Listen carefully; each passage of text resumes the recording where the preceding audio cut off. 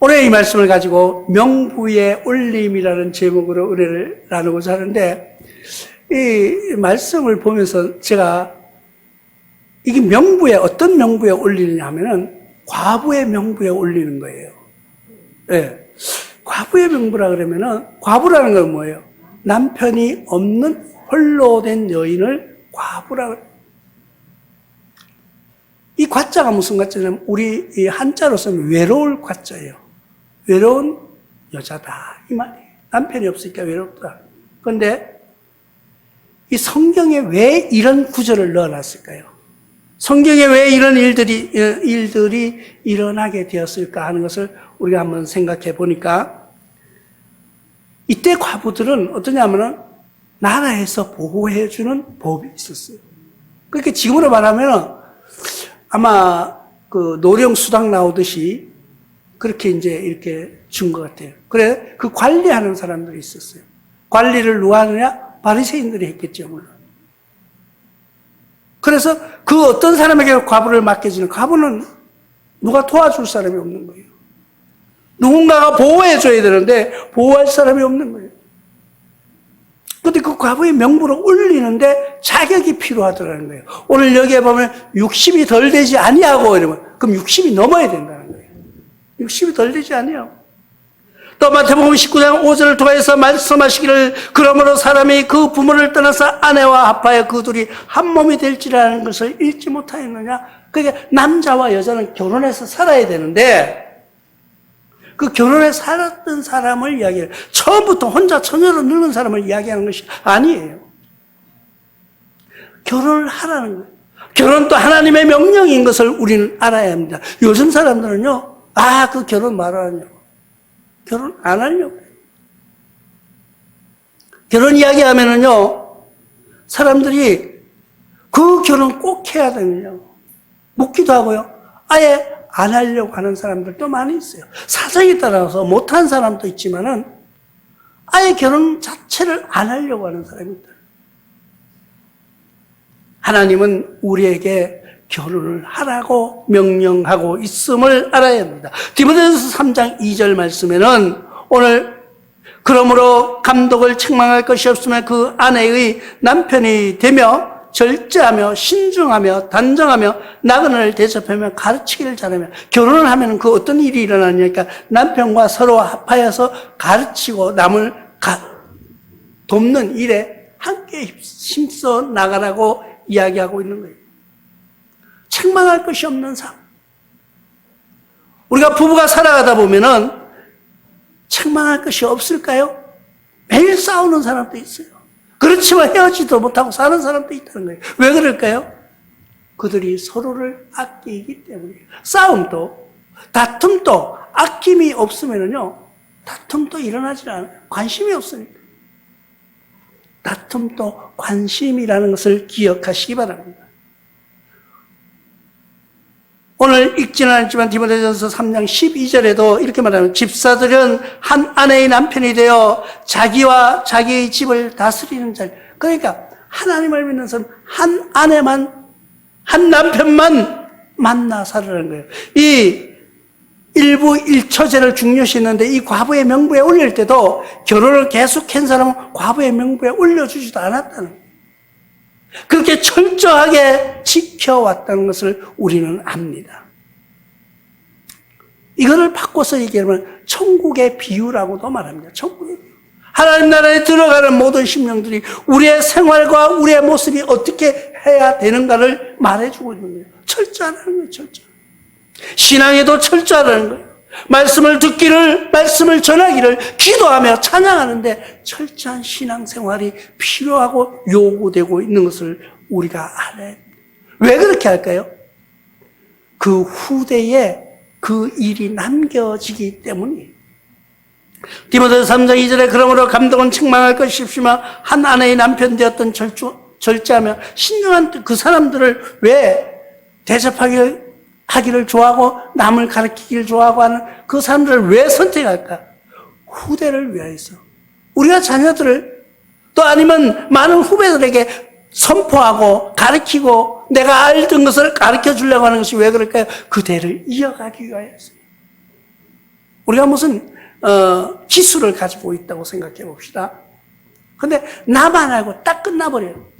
그럼 그 기술은 없어지는 거예요. 옛날에 우리나라 속담에 그런 게 있어요. 이야기 중에. 집신장사 아버지와 아들이 살은 거예요. 근데 아버지의 집신은 너무 잘 팔려, 가면은 바로 팔리는 거예요. 아들이 아주 단단하게 만들고, 좀 디자인도 바꿨는데도 아들 거는 안 팔리는 거예요. 그러니까 아들이 아버지에게 묻습니다. 아버지는 왜 장날에 가기만 하면 집신이 잘 팔리는데 내 거는 안 팔릴까요? 아버지가 안 가르쳐 주는 거예요. 부자지간이 있는데도 안 가르쳐 주는 거예요. 그러면 그 기술은 끝나는 거예요. 후대를 위해서는 뭔가를 가르쳐 줄 수 있어야 돼요. 후대를 위해서는 내가 헌신할 수 있어야 돼요. 후대를 위해서는 내가 희생하는 그런 믿음이 있어야 됩니다. 내가 지금 좀 손해보는 것 같아요. 내가 이거 가르쳐 주면 저놈이 나를 깔고 뭉개지 않을까? 그런 생각도 가지고 있어요. 그 아버지가 돌아가실 때가 됐어요. 이제 아들이 무릎을 꿇고 아버지에게 마지막 유언처럼 해달라고 묻습니다. 아버지, 그 기술을 말씀해 주고 가시죠. 그러니까 아버지가 말을 잘 못하는 거예요. 이제 돌아가실 때가 돼요. 힘이 빠지고. 그러니까 털 이러고 그냥 돌아가신 거예요. 그게 뭘까 하고 가만히 보니까 이 아들은 집신을 만드는 데는 든든하게 만드는데 그 집이 막 밖으로 이렇게 나오잖아요. 지저분한 거. 그걸 그대로 갖다 파는 거예요. 근데 아버지는 그걸 싹 다듬어서 예쁘게. 그러니까 사람들이 잘 샀다는 거예요. 우리 사람들은 그렇게 살아서는 안 됩니다.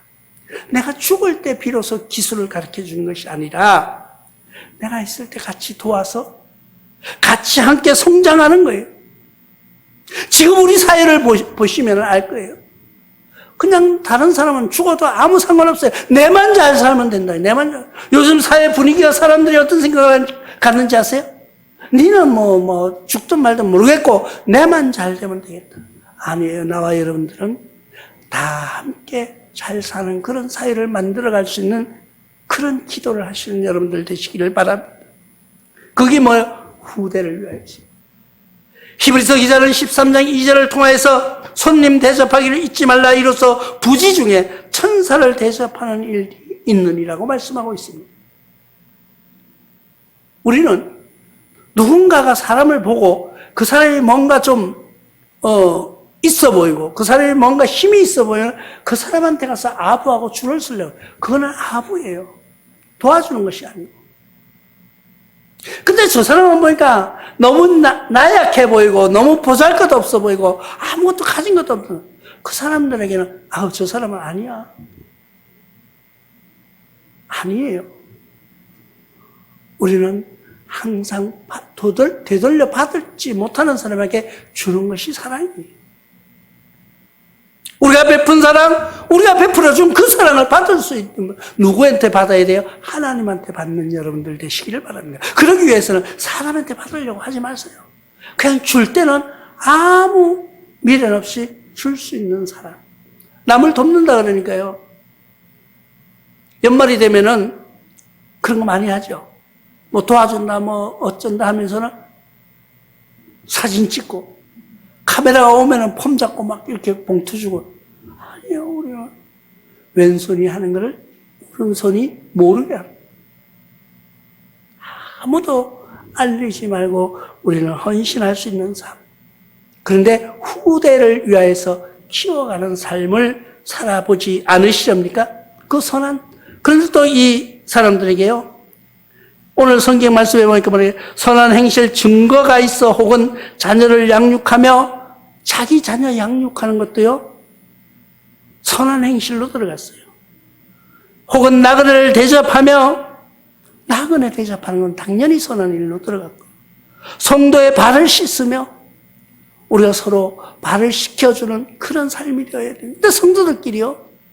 보면은 발을 씻겨주기는커녕 그냥 발을 지지 밟으려고 하는 사람도 많이 있어요. 교회가 크면은 사람이 많으니까. 여러 사람이 있겠지만은 우리는 그래서 그렇지 않은 것이 다행이라고 또 생각하면서 위로를 받습니다.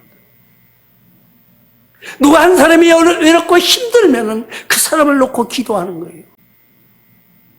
누가 한 사람이 어려우면은 그 사람을 놓고 눈물 흘릴 줄 아는 그런 신앙이 요구하고 있다는 거예요. 근데 요즘은 아무도 남을 위해서 눈물 흘리지 않으려고 합니다.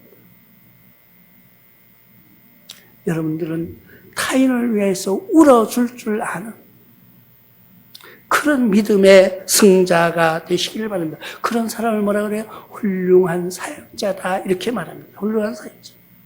욥은 이래서 그렇게 말합니다. 욥 29장 15절로 16절에 나는 맹인의 눈이 되고 다리 저는 사람의 발이 되고 빈궁한 자의 아버지가 되며 내가 모르는 사람의 송사를 돌보아 주었습니다. 맹인들의 눈이 되어줬다는 거예요. 저는 중도에 실명된 한 분을 잘 알고 있어요. 저랑 굉장히 친했었는데 그분이 처음에 SK에서 아주 이제 좀 고위직에 있었어요. 근데 갑자기 실명이 된 거예요. 죽고 싶더라는 거예요. 1년 동안 밖에 나오지도 안 하고 누구 전화 와도 전화도 안 받고 가만히 누워있어요. 가만히 누워있는데 1년이 지나니까요. 어떻게 변했는가 보니까 자녀들이 막 지멋대로 해가지고 아버지가 지금 시리에 빠져 있으니까 이 자녀들은 아버지를 도와서 어떻게 해주려고 하는 것이 아니라 지대로 방탕하고 죄짓고 돌아다니면서 정말 너무너무 속을 썩이더라고요. 이걸 어떻게 했으면 좋겠냐고. 그땐 제가 목사가 아닐 때예요. 근데 저에게 상담이 왔었어요. 나는 그분을 보면서 저 아픈 저 사람에게 어떻게 하면은 위로가 될까? 어떻게 하면은 저분의 그 고통을 덜어줄 수 있을까? 근데 1년이 지난 다음에요. 이분이 이 점자 이걸 다 배웠어요. 원래 머리가 좋은 사람이라서 점자를 빨리 배웠어요. 그래가지고 맹인 협회에 나가서 일도 하시고 1년이 지나고 나니까 조금씩 밖으로 나와서 이야기하는 거예요. 그때 나는 그분에게 배운 게 뭐냐 그러면은 저분은 지금 육신적으로 보이진 않지만은 우리는 보면서 맹인처럼 살고 있다는 것을 기억했습니다. 그분들은 차를 타고 가는데 어떻게 말하는지 아세요? 우리는 예를 들어 시청 갑니다 이러면 시청 앞에 내놔서서 이러잖아요. 택시 타거나 이러면. 그분은 그렇잖아요. 시청 앞에 몇 번 이제 앞에 가면은 뭐가 있는데 그 건널목 몇 번째 있는 건널목 거기 세워달라고 그래요. 그렇게 이야기를 해요. 그거 어떻게 아냐고. 이분은 지금 머릿속으로 다 그려가지고 있는 거예요. 그려가지고. 장애인 체육대회를 하는데 맹인이 볼링을 치는 거예요. 볼링 치는 거 보셨나요? 볼링을 치는데 그냥은 한다 그래요. 그냥은. 눈 감고도 뭐 이렇게 생각해가지고 할 수 있잖아요. 스피아를 처리한다는 거예요. 스피아 처리. 스피아가 처리한다는 게 이거 보통 눈 뜨고도 못 하잖아요, 우리는, 솔직히. 저도 볼링 해봤는데, 아무리 해도 안 돼. 눈 뜨고도 안 돼요. 근데 그분들은 뒤에서 이야기는 해줘요. 몇 번 핀, 이렇게 이야기를 해줘요. 그걸 머릿속에 다 기억하고 있다. 얼마나 우리보다가 살아가는데 많은 것을 생각하면서 기억하고 있을까? 우리는 눈을 뜨고 있으니까 세상 말로 그냥 건방져져가지고 지멋대로 살아가요. 지멋대로. 남의 어려움, 남의 배고픔을 아무 생각 없이 살아가는 거예요. 그런데 그런 사람을 돕는 사람, 그런 사람을 위해서 헌신하는 사람, 그런 사람들을 위해서 희생하는 그들을 명부에 올려줬다는 거예요. 과부가 됐다고 무조건 올려주지 않았다는 거예요. 누가복음 10장 34절에 가까이 가서 기름과 포도주의 상처를 붓고 싸매고 자기 짐승을 태워 주막까지 데리고 가서 돌보아 주리라. 한 사람이 길을 가다가 강도를 당해서 쓰러져 있었습니다. 거의 죽게 됐어요. 근데 지나가는 사람이 다 피해서 도망갔어요. 그런데 지나가던 한 사람이 그 사람을 상처에 기름을 붓고 싸매주고 또 자기 수레에 태워서 이웃같이 가서 병원에 가서 돌봐주라고 부탁한 그 사람. 예수님이 그들에게 묻습니다. 쓰러진 그 사람을 위해서 멀리 보고 피해간 사람, 상처를 꼬매주고 치료를 받기 위해서 도와준 그 사람, 누가 진정한 친구냐고 묻고 있습니다. 성경에서만요, 아니에요. 지금도 주님은 나와 여러분들을 향하여서 이 쓰러져 거의 죽게 된 이 사람을 누가 친구냐고 묻고 있습니다. 누구의 친구냐고 묻고 있습니다. 우리의 사역이라고 얘기하면요, 신앙생활하는 나와 여러분들이 모든 것이 하는 일이 사역이에요. 나는 이제 교회 나간 지 얼마 안 되니까, 나는 집사니까, 나는 권사님, 내가 무슨 사역이야. 그냥 교회에서 시킬 일 자체가 사역이에요. 누구의 일? 하나님이 동력자라는 것을 기억하시기 바랍니다. 사역한다니까 목사만 사역하는 것이 아니에요. 장로만 사역하는 것이 아니에요. 모두가 사역의 길에 있다는 거예요. 누구의 사역? 하나님의 사역. 그렇다면 우리가 어떻게 해야 될까요? 빌립보서 4장 3절에는 이렇게 말씀하고 있습니다. 또 참으로 나의 명예를 같이한 내게 구하노니, 뭘 같이 했다고요? 멍에를 같이 했다는 거예요. 우리가 신앙생활하는 나와 여러분들은 모두가 같은 멍에를 메고 있다는 것을 기억하시기 바랍니다. 복음이 나와 함께 입쓰던 저희를 돕고 또한 글레멘트한 그의 나의 동력자를 도우라. 그 이름들이 생명책에 있느니라. 이 과부의 명부라는 건 뭐예요? 생명책이라는 거예요. 지금 바꿔서 말하면은 우리가 세상을 살아가면서 남을 위해서 헌신하는 것, 조그맣지만 도와줄 수 있는 것. 내가 저 사람보다 힘이 강하다는 것은 그 사람을 짓밟으라는 것이 아니라 그 사람을 도와주라는 거예요. 나에게 재물이 저 사람보다 좀 많이 있으면은 내가 그걸 가지고 의시되는 것이 아니고 그 사람을 도와주라는 거예요. 내가 옷이 여러 벌 되면은 저 헐벗고 있는 사람을 나눠줄 수 있는 그런 믿음의 승자, 그런 사람을 어떻게 명부에 올려준다고 했는데 그 명부가 보니까 생명책이라는 것을 기억하시기 바랍니다. 나와 여러분들은 오늘 이 시간부터 지금까지 만약에 못했다면은 앞으로 남은 시간 그 이름이 생명책에 기록되는 여러분들 되시기를 주님의 이름으로 축원합니다.